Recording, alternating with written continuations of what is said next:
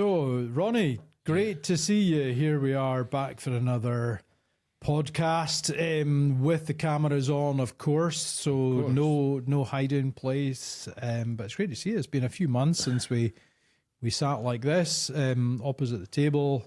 Yes. Not a pint in sight. So, it's not entirely familiar territory, but. Well, I mean, if there was pints, it's easier to elaborate, but we'll circumvent that problem. Let's try and stick to the script. Challenge, I should say. Aye. So what have you been up to in life and business and work, or more importantly, what have you been thinking about? Well, my goodness, Finlay. I mean, that is a big question. Because I knew we were going to do the podcast, I've been thinking about storytelling. Cool. Which in effect relates to what I've been doing. Right. Which was teaching a course at the uni, which was about branding. And that encompassed, indeed, storytelling. Right, okay. And the big thing kind of on the radar at the minute with that, we get into the whole... So it's like a branding advertising course, the whole AI thing and creativity. Oh, yeah. My big worry is that brands become, what would you say, apps and algorithms, and it's a click or a tick or a voice command away, and you lose all of the magic or the emotions that go with historically brands like, classic top of mind one, Nike and Find Your Greatness and stuff like that. So things become commodities, products, artifacts, as opposed to these magical things that we want to invest time, energy, and emotions in that are brands. And it got me to the point where, and this is where you and I talked about it, that what are people actually buying? Are they participating in something more, which is a story? So that's recently what I've been doing, other than traveling and getting in airplanes and catching the cold. And if the voice starts to go, that would be why. So those are the things. Yeah. The life of a rock and roll star, eh? On and off, rock and roll star, right? Retired rock and roll star.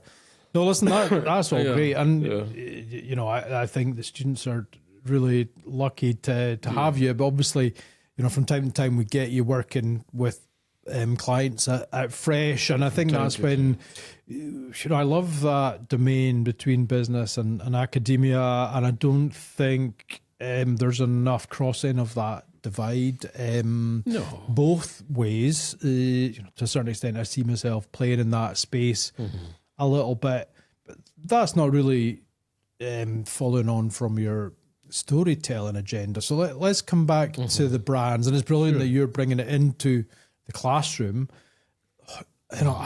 There's a real dilemma just now, though, isn't there? So you're working with young people in their late teens, early 20s who are who are going to be coming into the workforce. Yeah.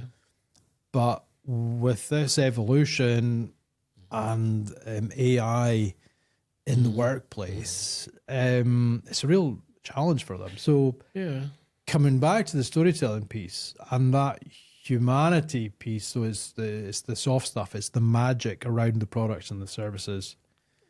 It should that be what we are hoping for from our human employees, that they bring some of that? Yeah, I think the thing, as much as the AI impact and so on is unfolding, we've been telling each other stories for a very long time, through all sorts of revolutions and evolutions. So the storytelling might indeed be the thing that you want to concentrate on, because it will stay intact, and maybe AI will help tell some of those stories. It'll be a tool. But I think sharing and telling stories is a very human thing. And that, how would you say that the better stories are stories that resonate, that we remember, that you've got your magic and your halo and all of that stuff, are most likely generated by other human beings. So that young 18, 19-year-old person who maybe is very tech savvy and plays around with stuff and so on, but the divine spark, we talked about, in other podcasts, and Spiritus and so on, it's not going to come calling to AI. It's going to come calling to the human being, who may then use a tool or whatever, but they will be the ones that come up with the new great creative ideas that resonate with whomever. Nike at the minute, for the first time in a long time, struggling. Or not necessarily struggling, but, sales are down and there's changes and at the top guard and so on. And they're probably one of the best, or they were one of the best storytellers, and you start to see the power of storytelling because, and Knight talked about it, and I think you've read that book and so on, but I mean, to take the sneaker to become something that you actually desire, and there's design, and there's the time and the space, and there's celebrity, and there's Jordan, but there's a story. There's even within those three words, just do it. There's a call to arms, and character is action, and there's transformation and possibility. There's a quest. Where all of that stuff suddenly makes this is not a sneaker. This is it's not quite Excalibur, but that's what they're playing with. That's what they're riffing on. Totally. That somehow, that if you participate, or indeed if the brand enters into and becomes an integral part of your story, then your life's going to be better, you're going to be faster, you're going to be smarter, whatever. And it's a great story. And then that's that human connection that you were talking about. Yeah. It makes much more sense. You're right, the shoe dog, the Nike story is, and it's interesting, I read quite a lot of those, not just the sort of business theory or the business personal development piece, but the great actors. So the brand is a story, but then they become part of the brand, obviously, and the brand story, and so I love those stories. So you've been reading, was it not that you were talking about it earlier? Broke the chair, fixed it here. The Donald Miller book on storytelling, and he was talking. I think it was him. Yeah. And you see, Nike the brand story. Story. He got it right, or is getting it right, in so much as you don't make the brand the hero. You make the punter the hero. Yeah. And then the brand acts as a tool. As the guide. That's his kind of premise, if you like. The aid to the journey of the hero, all of the Joseph Campbell stuff. And suddenly you get a lot of cachet and value in that, because if you look at the consumer, I often talk, and you've heard me talk about this, storytelling. It's like you're in your own movie, but you're the writer, you're the director, you're the producer, you're the script writer, all of this type of stuff. Now there's sets and scenes and props and artifacts and wardrobes and music. All of those are brands. In your play as the consumer, as an actor, in the ensuing drama, in the ensuing story. So when you start to look at branding, I think sophisticated branding that's enduring, there's longevity, and there is a relationship with it. They get a lot of those moments right, in so much as that there are particular desired artifacts that fall into particular trajectories and stories for consumers. Nike's one of them, Apple's another, Rolex is another, Mercedes-Benz, blah, blah, blah, and the list goes on. So the fact that a product does something, it doesn't matter what it does, it has to do that. It's what it means, that where the magic and the value is coming in. And probably one of the best, when Nike is riffing on that, was the find your greatness. And if you play with they set the scene, and they give you the tool. They don't tell you what to do, you just do it. And then you're the hero. You're and the find hero. your greatness. What is that? That depends on your sport or your activity. So yeah, no, I get it. And again, it relates to classic, storytelling mythology. What would it be? Overcoming the monster. The more, and it might be the self, and you have to overcome your own fear, whatever.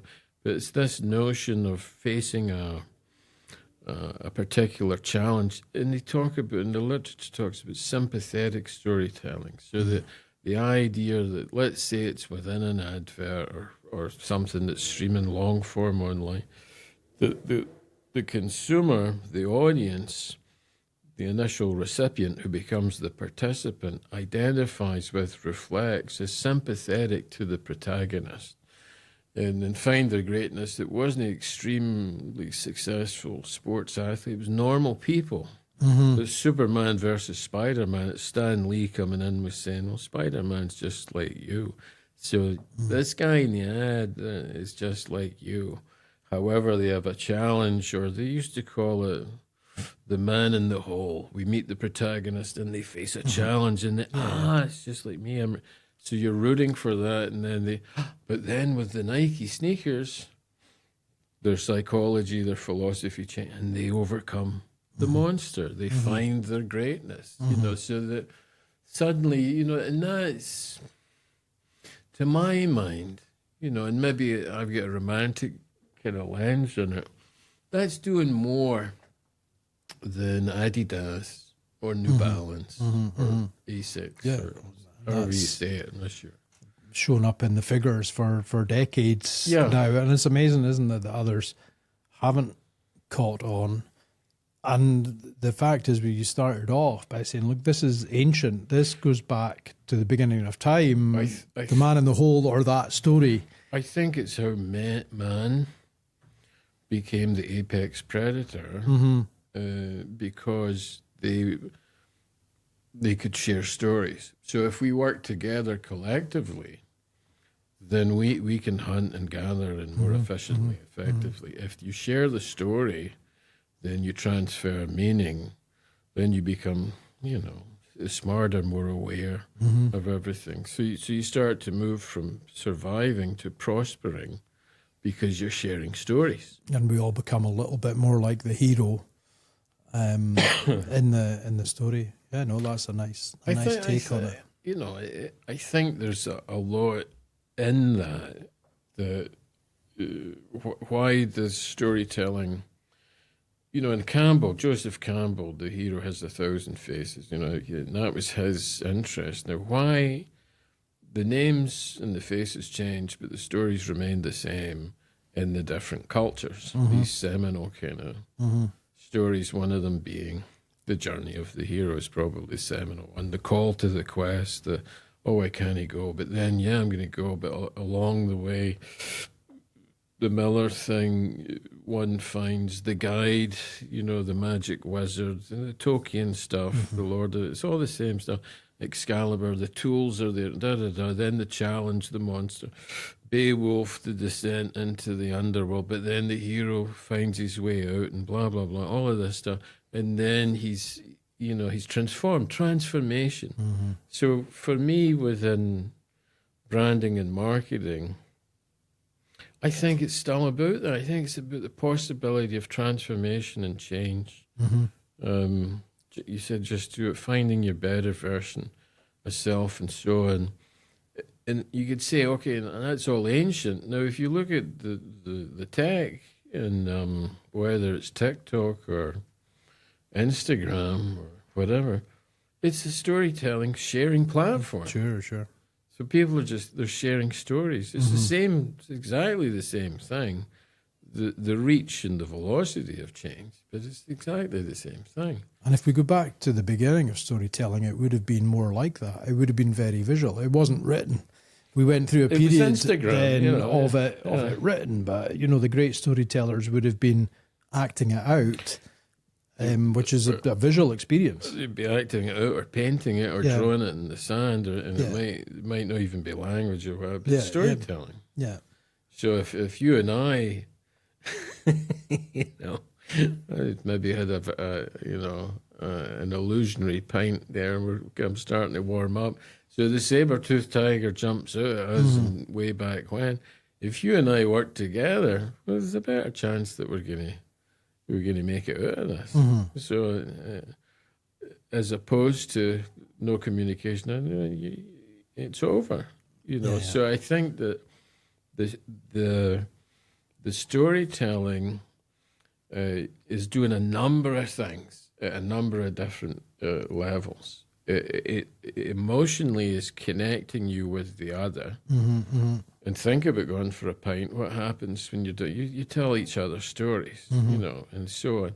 So there's a magnetism or something that's happening together, and if you play with it a wee bit with there's belongingness, there's trust, there's reliability, and then you start to cascade this a wee bit. These are all the things that brands want to bring to the table, because why would you choose one brand over the other? Well, it makes me feel good, and I trust it, and I've interacted with them before. It makes me smarter, or I feel smarter, or I feel better when I do all of these types of things.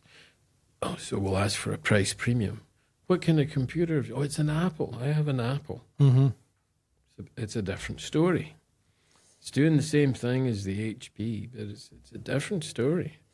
And do you think, and I often ask you this question roundabout now, because I think it makes sense to refer to these kind of blue chip, global, very successful brands. Yes. Because we all know them. Yeah. As consumers and maybe business thinkers, or however we want to describe ourselves. Yeah. But can we is it transferable to the SME, the small, medium-sized enterprise, who could be, our clients in Frejz as a consultancy? Then this is not a sales pitch, but do you think these are fundamentals? Because it sounds like you've kind of broken down your thinking into fairly simple and drawing on people like Miller and so on, that they are. It's quite simple. So should that just transfer across, or is that just for Apple and Nike? It's a good question. I think that also some of the best ideas, ultimately, when you consolidate all of these many moving parts, it's a simple idea. I think it is entirely transferable to any size, any context, anywhere, anytime. Sounds like Martini, I remember. Which is a story. Yeah. Leonard Rossiter and Joan Collins for the older listeners, viewers in the podcast, right? But the thing is, there's all this talk now of engagement, but it's always been about engagement. If you're going to try and it's not to sell, we talked about earlier, it's to build a relationship with. So whether you are, a multinational, international corporation with, seismic funds and capability and talent or whatever, or if you indeed, you could be a stand-up comedian starting out, or a band, the stuff I've done and so on, where there are limited resources, but then you start to have a creative idea about what the band's called, and talk about our old friend, AC/DC weren't always AC/DC, Malcolm said to Angus, come on and let's play in this band. And it was just a wee band, and then but where did the name come from? Probably, I was thinking about watch the back of a radio that said AC/DC, and Angus was right. We always get asked, is that about the sexual orientation? No, it was just, it was electric and high voltage rock and roll, power, right? So he's suddenly, from the name of the band, the type of music and so on, and then you've got, schoolboy, turned up for the schoolboy, rebellion, anti-hero, archetype, story. So they did it naturally. I think so. I don't think to answer my own necessary. question,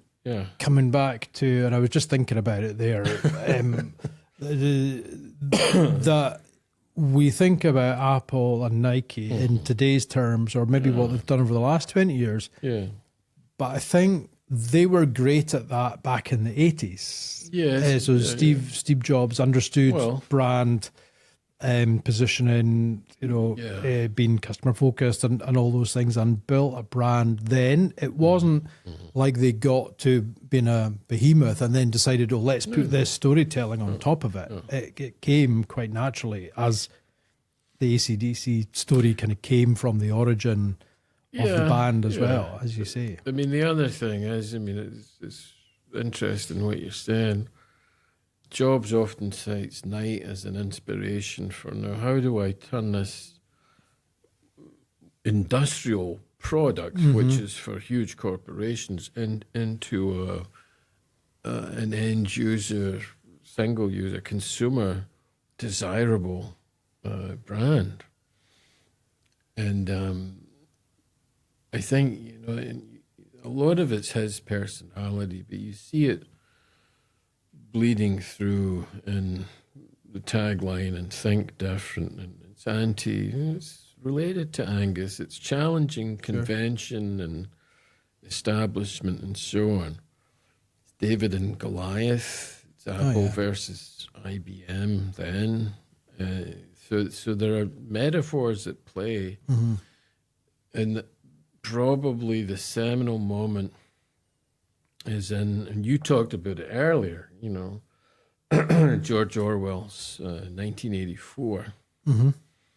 So, the totalitarian state controls the populace. So the 1984 campaign for Apple, the Macintosh, with the kind of brainwashed. They used that iconography in the famous advert, didn't they? And we've talked, Ridley Scott, and then the woman with throwing the hammer, and she breaks them free of their hypnotic state. Freedom. So but all of these ideas at the time were rejected by Apple, but the board, Jobs fought for it, and there's no product. Yeah, he was strong enough of character and of thought to pull it through. But he knew that it would, it's an overused word, but it could resonate. It would trigger in the audience attention because it was novel. It was different. Think different. And I think in the timing of the ad at the Super Bowl, almost a perfect storm of things. The moment in time and aesthetic design and the 80s and and suddenly, and everybody's got one in their hand now. They're walking about. But Apple was. Wozniak and they're guys in a garage with no money. Who when Nike gets the lady at the college to design the suit. There's no money. There's they were real sneakers startups out the car. So these are and then maybe organically the essence, as we talked about, of the brand, which probably comes from the personas that start the brand, begins to feed into and infect and affect decisions, either consciously or subconsciously, organically or planned. Here's the story. So much so that there's no, you've come all the way full circle that there's now a movie. I think it's Ben Affleck and Matt Damon. It's no Good Will Hunting, but no, it's the Nike story. There's a guy playing Sylvester Stallone, and the Rocket. The story of the thing becomes the story of the thing, and those things.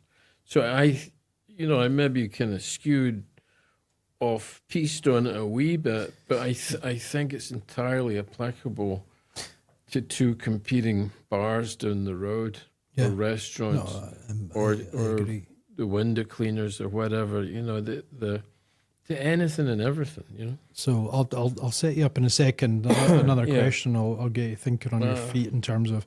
But do you mean I'm not doing that already? No, but this is your own thinking. I'm going to put you on the spot with another question. Here we go. But I'll put a little side note in for listeners that you're referring to something I said earlier, just as a note that sometimes we go for lunch before this podcast, and that conversation then carries on here. We actually forget who said what and where were we. If you're trying to go back through previous episodes, you probably won't find it there unless you come for lunch before the show. Not a liquid That's lunch.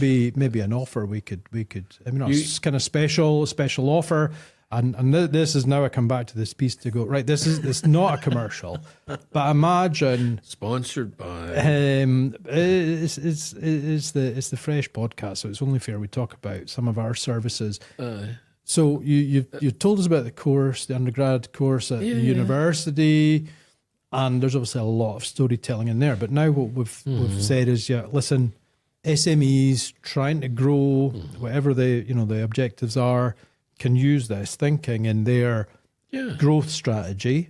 I don't just want to put it in the box of brand strategy, but could we or should we develop some sort of training product for people to join? And we'll take people's views on this. Enter comments below or whatever we say. Is it a master class around unpacking their brand story? What would be a nice sort of toolkit for people to have? And we do this quite a lot. I'll go and read the brand story by Donald Miller, or go and listen to Simon Sinek, or whatever it is that were our references at that point. But maybe, and I think there's certain constraints within your contract at the university, so we don't want to kind of duplicate that and you sell it then for profit. And I think there is a slightly different audience, hopefully, listening to this podcast.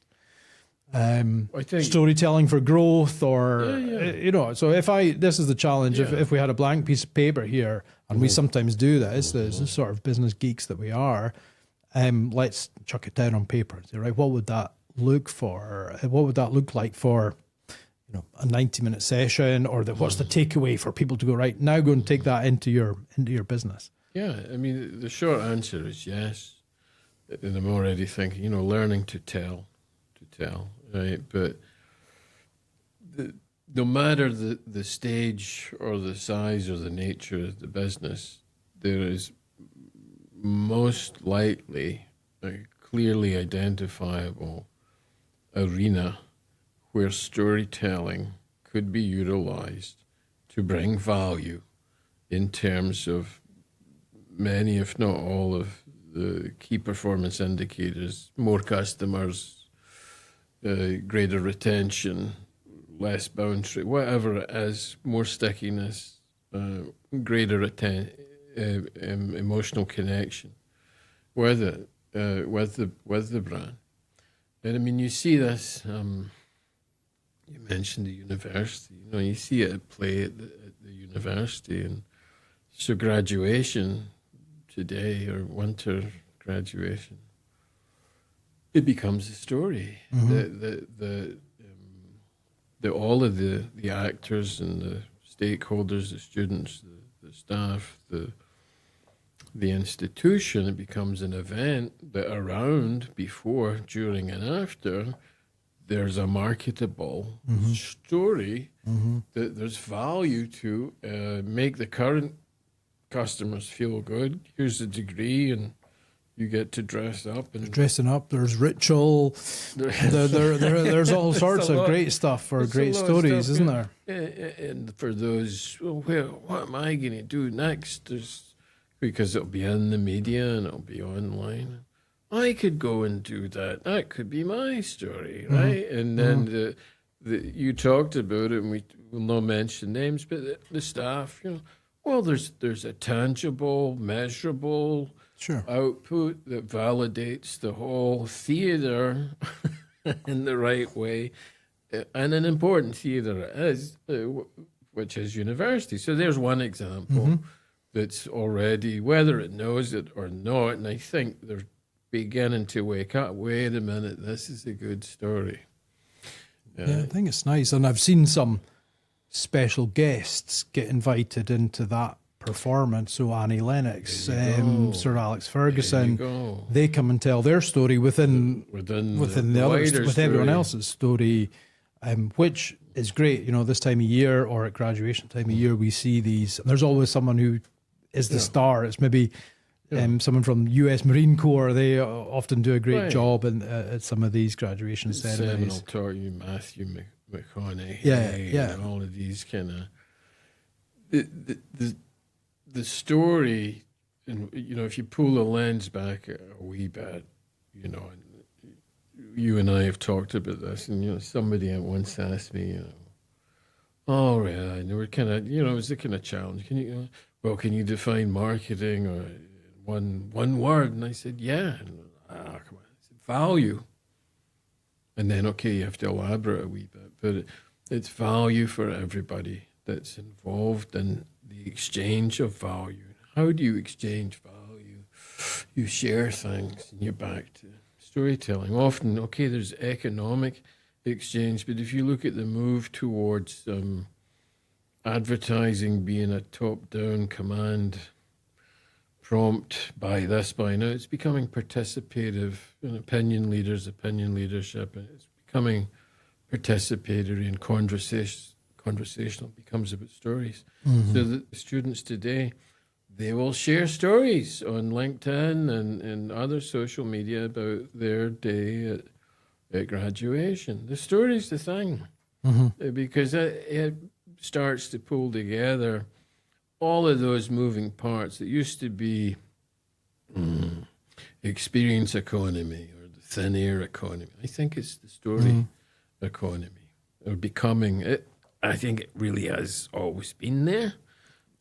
It's becoming more important. It's more important. Yeah, and that might be our soundbite for today's episode. Well, but then how do you tell? It used to be the right product, right place, the right time, the right technology, the right story. Yeah. What's the right story? Yeah. And not just to tell, but maybe to co-create with.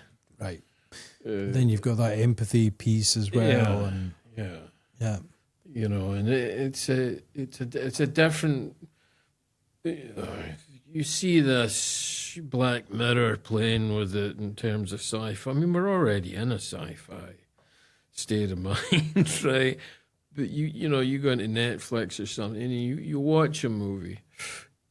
You could be in the movie or participating in the movie, or key plot devices or character developments or scenes or music or what.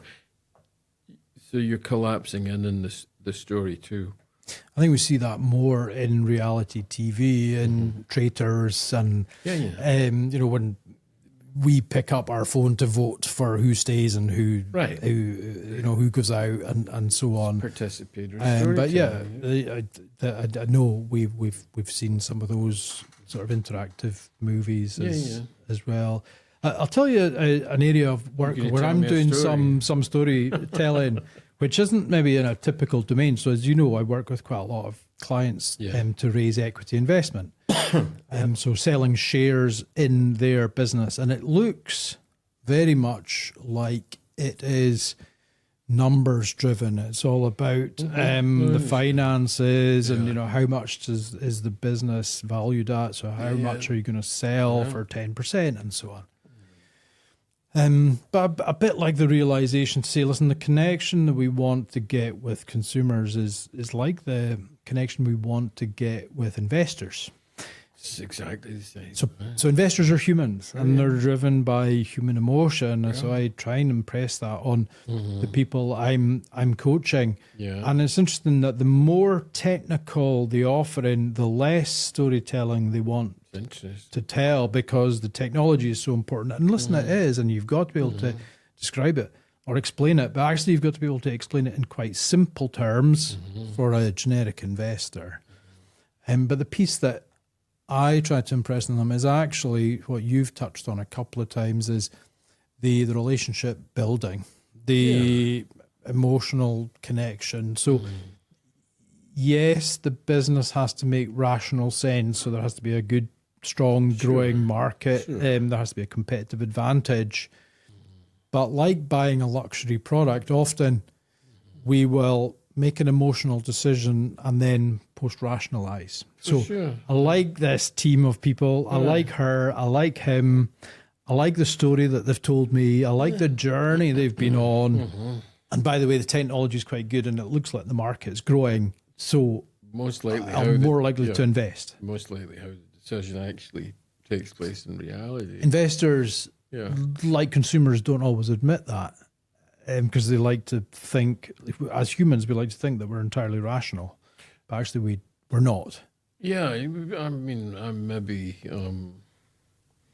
again skewed in this. I think we're probably much more emotional and irrational more of the time. We're very limited rational, and most of it subconscious. So you're not even driving the car. You think you're driving the car, but it's not, something else is going on that relates to, we've talked about archetypes and metaphors and cues and triggers that are almost subliminal, that you pick up in stories, and you like certain things and you don't know why you like them, but they resonate. Why resonate with the underdog and Angus playing the guitar and Apple versus because there's a symmetry, there's a congruence. But the thing you talked about is interesting, that and we both like, and you put him on my radar, Rory Sutherland, and he was, Ogilvy, he was talking about, advertising's become about, profiling and targeting and tech stuff popping up, but Rory's good, he's really quite brilliant. But that's distribution.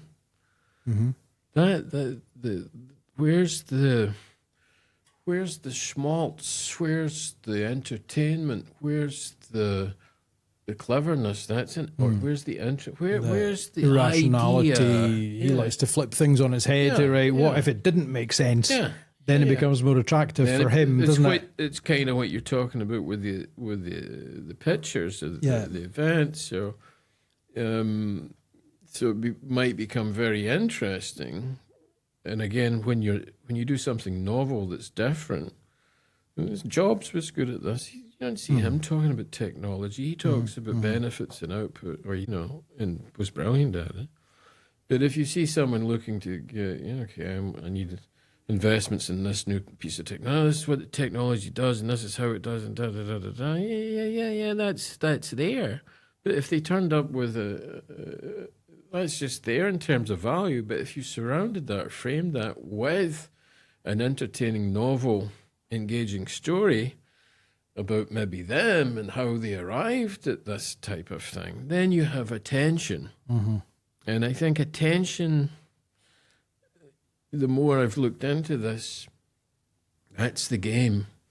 Because attention, we talked about share of mind and heart. And so if you have attention, you have focus. If you have focus, then you're using energy. And that energy is normally about making sense of and storing. So it becomes about memory and brand recognition, retrieval, relationship, and so on, as opposed to here's a targeted ad that skip, delete, close, next, no attention, no interest, no share of mind, no share of heart, no sale, no relationship, no investment. You don't have my attention. I'm not interested. So the storytelling aspect, what's the right story? That's debatable, is a mechanism, powerful tool for gaining your attention. So you go back to the saber-toothed tiger. When I see it over there and I say to you, hey, come here, I'll tell you this story, because this story is going to save your life. Oh, I have your attention. So there's meaning in the story, right? And I think that and human beings are complex. They want to be titillated. They want to be entertained. They want to be distracted. They want rational benefits. They want emotional benefits. They want symbolism. They want escapism. They want to feel a particular way. They want to play different roles. None of that's in here's a little micromanaged ad that pops up in your computer. No, it's in, I think is it Chanel, Margot Robbie. There's a nice long form storytelling. There's romance, there's ambience, there's atmosphere, there's mood, there's fantasy, there's a moment where you could almost viscerally feel the music. It's Daft Punk and all it. Hey, there's value, and you go in to the perfumery or whatever.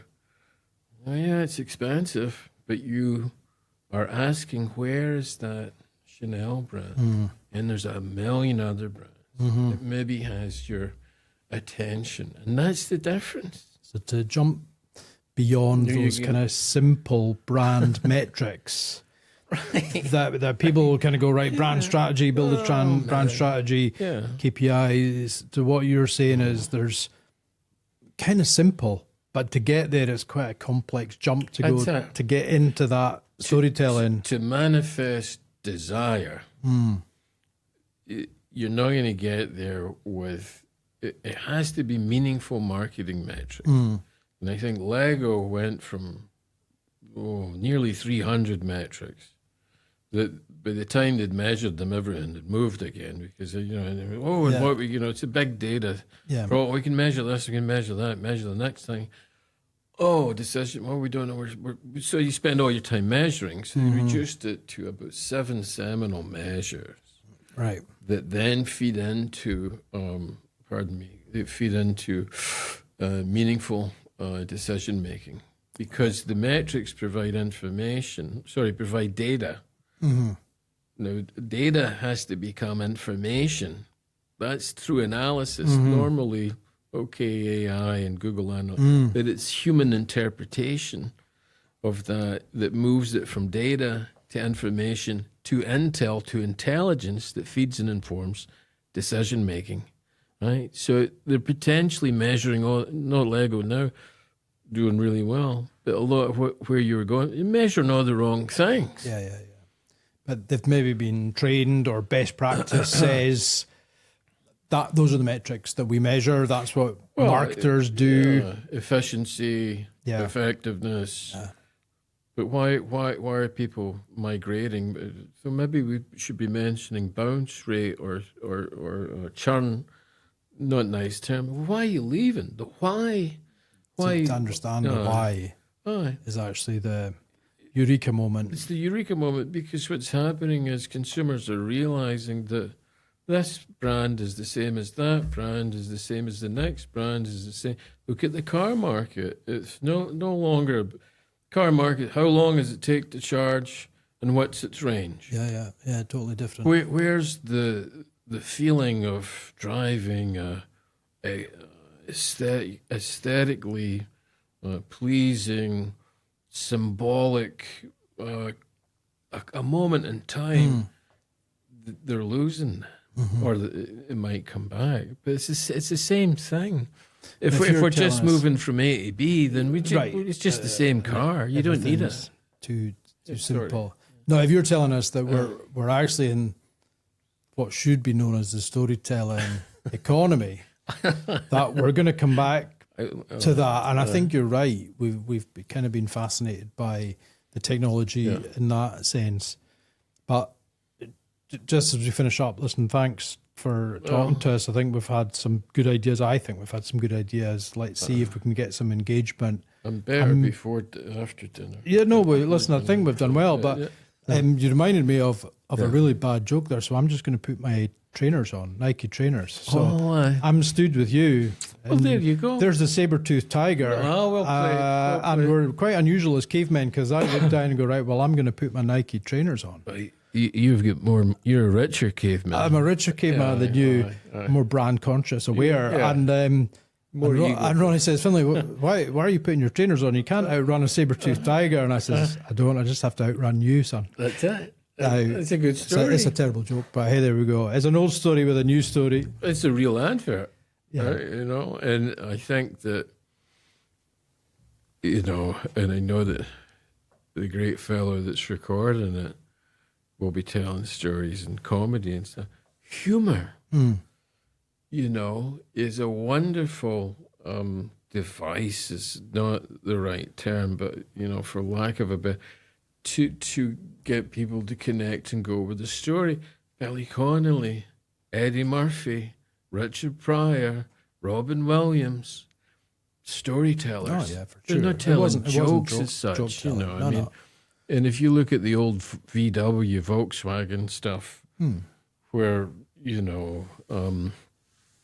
you've got this kind of stuff that's going on. I think the guy goes to the casino, the James Bond guy, and he loses everything, and he comes out all ruffled and kind of downtrodden, and he's looking down and stuff, and then you still get He's got his golf, yeah. Still get the golf, the wee smile, and Yeah. everything's going to be all right. Yeah. And they're playing with you want, and you've seen this for decades when there was guys like Haggerty, and I know that epochs and time shifts and everything changes, but we'll convince your rational mind if it's alert and playing. We'll give you a rational appeal. But we'll also give you an emotional appeal that will ripple to that emotional part and your subconscious mind.